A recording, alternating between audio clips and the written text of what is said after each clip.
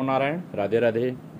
श्रीमद् भगवद गीता के 7वें अध्याय के दूसरे श्लोक में जो द्वितीय श्लोक है, उसमें भगवान अर्जुन से कहते हैं, जो ज्ञान विज्ञान योग का विषय है, कि हे अर्जुन, ज्ञानम तेहम सविज्ञानमिदं वक्ष्याम्य शेषतः यज्ञात्वा नेह भूयोऽन्य जज्ञातव्यमवशिष्यते। कहते हैं, हे अर्जुन, जो तेरे लिए मैं यह विज्ञान सहित ज्ञान संपूर्णता से कहूँगा, जिसको जानने के बाद फिर इस विषय में कुछ भी जानने योग्य शेष नहीं रह जाएगा, जो मैं ज्ञान विज्ञान तुमसे कह रहा हूँ। ज्ञानम तेहम सविज्ञानमिदं वक्ष्याम्य शेषतः। भगवान कहते हैं कि भैया अर्जुन, अब मैं तुम्हें विज्ञान सहित ज्ञान कहूँगा। विज्ञान सहित ज्ञान संपूर्णता से कहूँगा, इसका मतलब है विज्ञान के ज्ञान का विशेषण है। विशेषण जिससे व्यापक हुआ कि यहाँ यह संसार भगवान से उत्पन्न होता है और भगवान में ही लीन होता है, ऐसा मानना ज्ञान है। और सब कुछ भगवान ही है, भगवान ही सब कुछ बने हुए हैं, भगवान के सिवा कुछ है ही नहीं, ऐसा अनुभव हो जाना विज्ञान है। इसमें ज्ञान सामान्य हुआ और विज्ञान विशेष हुआ। भगवान कहते हैं, संपूर्णता से कहूँगा। ऐसे तो हर एक आदमी हर एक गुरु से मेरे स्वरूप के बारे में सुनता है और उससे लाभ भी होता है, परंतु तुम्हें मैं स्वयं कह रहा हूँ। स्वयं कौन? जो समग्र परमात्मा है, वह मैं स्वयं हूँ, ऐसा भगवान ने कहा। मैं स्वयं मेरे स्वरूप का जैसा वर्णन कर रहा हूँ, वैसा दूसरे नहीं कर सकते, क्योंकि वे तो सुनकर और अपनी बुद्धि के अनुसार विचार करके ही कहते हैं। उनकी बुद्धि समस्त बुद्धि का एक छोटा सा अंश है, वह कितना जान सकती है। वे तो पहले अनजान होकर फिर जानकार बनते हैं, पर मैं सदा अज्ञान अलुप्त ज्ञान हूँ। मेरे में अनजानापन न हो, न कभी था, न होगा और न होना संभव ही है। मैं सर्वज्ञ हूँ, इसलिए मैं तेरे लिए उस तत्व का वर्णन करूँगा जिसको जानने के बाद और कुछ जानना शेष नहीं रह जाता है। भगवान कहते हैं, मेरे विस्तार का अंत नहीं है, इसलिए प्रधानता से कहूँगा। फिर अंत में कहते हैं, मेरी विभूतियों का अंत नहीं है। यहाँ भगवान कहते हैं, मैं विज्ञान सहित ज्ञान को संपूर्णता से कहूँगा, शेष नहीं रखूँगा, अशेष तक कहा। इसका तात्पर्य समझना चाहिए कि मैं तत्व से कहूँगा। तत्व से कहने के बाद कहना जानना कुछ बाकी नहीं रहता है। भगवान के 10वें अध्याय में जैसे विभूति और योग की बात आई है, तो भगवान की विभूतियों का योग का अंत नहीं है। उसी प्रकार से अभिप्राय यह है कि अब विभूतियों का अर्थात भगवान की जो अलग अलग शक्तियां हैं, उनका और भगवान के योग का अर्थात सामर्थ्य ऐश्वर्य का अंत नहीं है। भगवान रामचरितमानस में गोस्वामी बाबा लिखते हैं कि निर्गुण रूप सुलभयति सगुण जान नहीं कोय, सुगम यगम नाना चरित सुनि मुनि मन भ्रम होय। इसका अर्थ यह है कि सगुण भगवान का जो प्रभाव है, ऐश्वर्य है, उसका अंत नहीं आता। जब अंत ही नहीं आता, तब उसको जानना मनुष्य की बुद्धि से बाहर की बात है। परंतु जो वास्तविक तत्व है, उसको मनुष्य सुगमता से समझ सकता है। जैसा सोने के गहने कितने होते हैं, इसको मनुष्य नहीं जान सकता, क्योंकि गहनों का अंत नहीं है। परंतु उन सब गहनों में जो तत्व से सोना है, उसको तो सभी मनुष्य जान सकते हैं। ऐसे ही परमात्मा की संपूर्ण विभूतियाँ और सामर्थ्य को कोई नहीं जान सकता, परंतु उन तत्वों में, उन सब में जो तत्व है, एक परमात्मा ही है। इसको तो मनुष्य तत्व से जान ही सकता है। परमात्मा को तत्व से जानने पर उसकी समझ तत्व से परिपूर्ण हो जाती है, बाकी नहीं रह जाती। जैसे कोई कहे कि मैंने जल पी लिया, तो इसका तात्पर्य यह नहीं कि अब संसार में जल बाकी नहीं रहा। अतः जल पीने से जल का अंत नहीं हुआ है, बल्कि हमारी प्यास का अंत हुआ है। इसी प्रकार से परमात्मा तत्व को तत्व से समझ लेने पर परमात्मा तत्व के ज्ञान का अंत नहीं हुआ है, बल्कि हमारी अपनी जो समझ है, जिज्ञासा है, वह पूर्ण हुई, उसका अंत हुआ है। उससे केवल परमात्मा तत्व ही रह जाया है।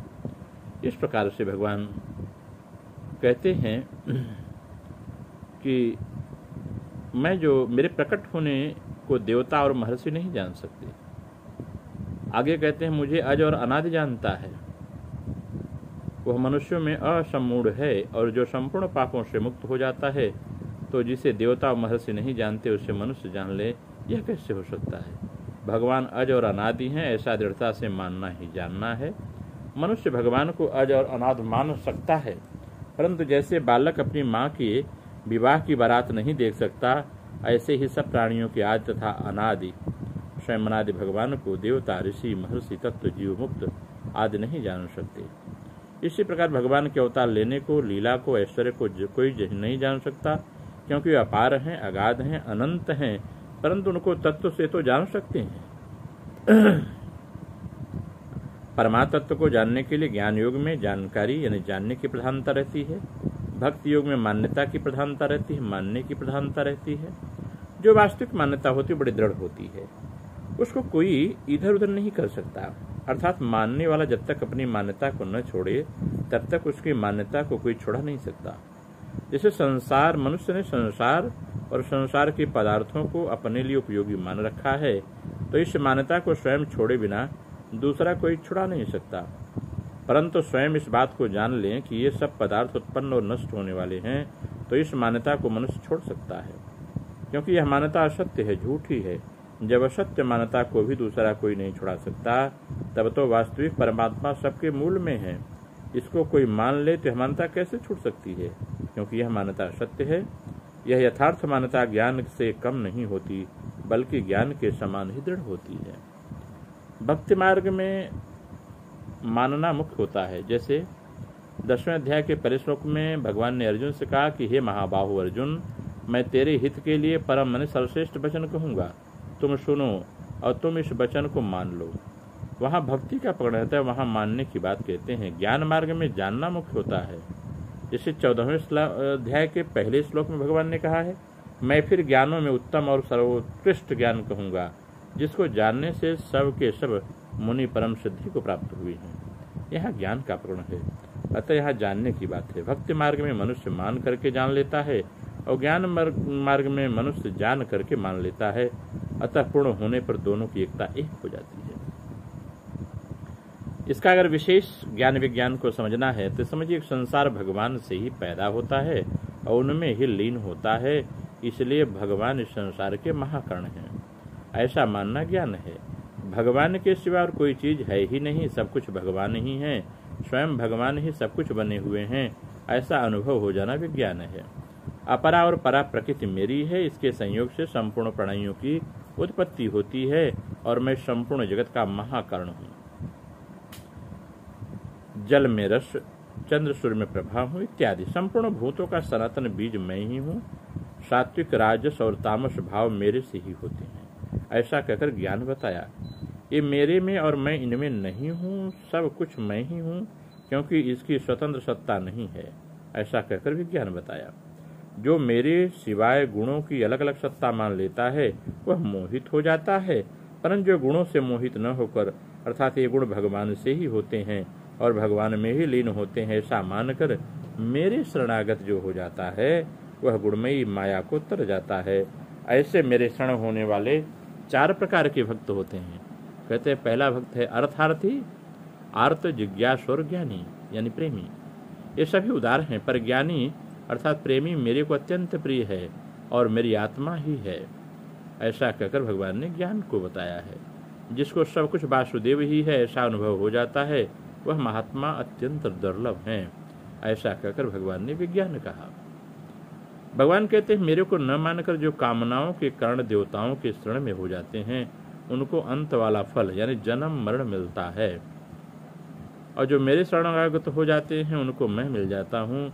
जो मुझे अज अविनाशी नहीं जानते उनके सामने मैं प्रकट नहीं होता। मैं भूत, भविष्य और वर्तमान तीनों कालों को और उनके रहने वाले संपूर्ण प्राणियों को जानता हूँ, पर मेरे को कोई नहीं जानता। जो द्वंद्व मोह से मोहित हो जाते हैं वे बार बार जन्म मरण को प्राप्त होते हैं, और जो निश्चय करके मेरे भजन में लग जाते हैं उनके सारे पाप नष्ट हो जाते हैं तथा वे निर्द्वंद हो जाते हैं। यहाँ ऐसा कर भगवान ने ज्ञान बताया। जो मेरा आश्रय लेते हैं वे ब्रह्म, आध्यात्म, कर्म, अधिभूत, अधिदैव, अधियज्ञ को जान जाते हैं, अर्थात चर अचर सब कुछ मैं हूँ ऐसा अनुभव हो जाता है, ऐसा कहकर भगवान ने इसे विज्ञान कह दिया है। जद ज्ञात्वा नेहम भूयोन्य जद ज्ञात व्यमवशिष्यते यानी विज्ञान सहित ज्ञान को जानने के बाद जानना बाकी नहीं रह जाता। इसका अर्थ है कि मेरे सिवाय संसार का मूल दूसरा कोई नहीं है, केवल मैं ही हूँ। मतः परतरम नान्य कश्चिदस्ति धनंजय। भगवान इसके 7वें श्लोक में, गीता के 7वें अध्याय में कहते हैं, तत्व से सब कुछ वासुदेव ही है, वासुदेव सर्वम। और कोई है ही नहीं, ऐसा जान लेना जो जानना बाकी कैसे रहेगा, क्योंकि इसके सिवाय दूसरा कुछ जानने योग्य है ही नहीं। यदि एक परमात्मा को न मानकर संसार की बहुत सी विद्याओं को जान भी लिया तो वास्तव में कुछ नहीं जाना, पूरा परिश्रम ही किया। जानना कुछ बाकी नहीं रहता। इसका अर्थ यह है कि इंद्रियों से, मन से, बुद्धि से जो परमात्मा को जानता है वह वास्तव में पूर्ण जानना नहीं है, कारण कि इंद्रियां, मन और बुद्धि प्राकृत हैं, इसलिए ये प्रकृति के अतीत तत्व को नहीं जान सकती। स्वयं जब परमात्मा के शरण हो जाता है, जब स्वयं ही परमात्मा को जानता है, इसलिए परमात्मा को स्वयं से ही जाना जा सकता है, मन बुद्धि आदि से नहीं जाना जा सकता। भगवान कह सकते हैं क्या परापरा प्रकृति की स्वतंत्र सत्ता नहीं है, यह ज्ञान है, और यह परापरा सब कुछ भगवान ही है, यह विज्ञान है। अतः अहम सहित सब कुछ भगवान ही है, यही विज्ञान सहित ज्ञान है। जिसको अवश्य जानना चाहिए और जो जाना जा सकता है उसको ज्ञातव्य कहते हैं। विज्ञान सहित ज्ञान को अर्थात भगवान के समग्र रूप को जानने के बाद फिर जानने योग्य कुछ शेष नहीं रहता, अर्थात जो यथार्थ तत्व जानता है उसके लिए जानना कुछ बाकी नहीं रहता, कारण कि जब एक भगवान के सिवाय किंचन मात्र कुछ है ही नहीं तो फिर जानने योग्य क्या बाकी रह जाता है। अगर इसकी हम क्रियायोग के माध्यम से व्याख्या करें तो यह बात और स्पष्ट हो जाती है। स्पष्टता के साथ पूज्य लहरी महाशय जी कहते हैं अपने क्रियायोग की भाष्य में, भगवान कहते हैं कि यदि ज्ञाते तो कस्मिन् विदितं जगत स्यात्, मतलब सर्वात्मा के मयि ब्रह्मणि पूर्ण रूपे किसको जान लेने पर इस जगत का सारा रहस्य ज्ञान हो जाता है। इस प्रश्न के उत्तर में आदि गुरु शंकराचार्य कहते हैं कि सर्वात्मक पूर्ण ब्रह्म स्वरूप अहम पदवाच्य आत्मा को जान लेने पर सब कुछ विदित हो जाता है। भगवान इस विश्व ब्रह्मांड की सृष्टि करके उसके प्रत्येक अणु में किस प्रकार प्रविष्ट हो रहे हैं, अतः यह बड़े आश्चर्य की बात है। अतः जो एक अणु के रहस्य को जान लेता है उसके लिए ब्रह्मांड में कुछ अविदित नहीं है। मनुष्य को ही देखो, इसके शरीर इंद्रिय में बाह्य रूप को ही हम देख पाते हैं, परंतु कौन इसके भीतर रहकर इस देह यंत्र को चला रहा है, इस बात को हम बहुधा समझ नहीं पाते और समझना आवश्यक भी नहीं समझते। जिस प्रकार वे प्रत्येक अणु के भीतर हैं उसी प्रकार इस देह यंत्र में भी वही परमात्मा विराजमान है। उनका विशिष्ट प्रकाश भी वर्ष में वर्तमान है। उस प्रकाश स्वरूप को साधना विशेष के द्वारा हम जान लेते हैं, यही ज्ञान है। और इसके भी आदि में एक अवस्था रहती है जहाँ प्रकाश या प्रकाश कुछ नहीं होता, तथापि वह नित्य है। वहाँ चंद्र सूर्य की गति नहीं है, फिर भी वहाँ कैसा अद्भुत प्रकाश है। उस चिरस्थिर केंद्र से अत्यंत ब्रह्मांड का विकास हो रहा है। यह स्थान जिससे अनंत ब्रह्मांड का विकास हो रहा है, यह स्थान ही परम पद है, परम धाम है, वही स्वानुपद है, यही क्रिया की परावस्था है। इस अवस्था में पहुंच जाने पर और कुछ जानना शेष नहीं रह जाता। नमो नारायण। राधे राधे।